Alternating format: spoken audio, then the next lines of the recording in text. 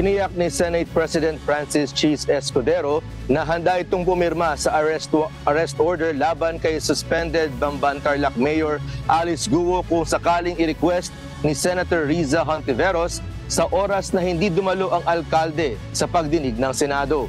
Binigyang din ni Escudero na obligado si Mayor Guo na sundin ang subpina ng Senado.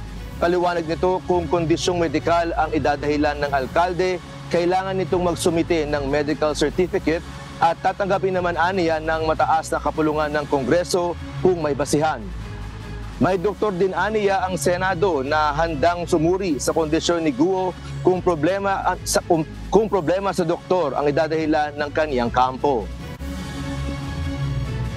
Kung walang makuha ang pribadong doktor, naduda ako doon, may doktor ang Senado na pwede silang magpatingin doon o pwedeng padala ng Senado para tingnan at tiyakin ang kalagayan ng kanyang kalusugan at nasaya healthy nga ba o hindi na mag-attend ng hearing base man sa kanyang mental or physical state.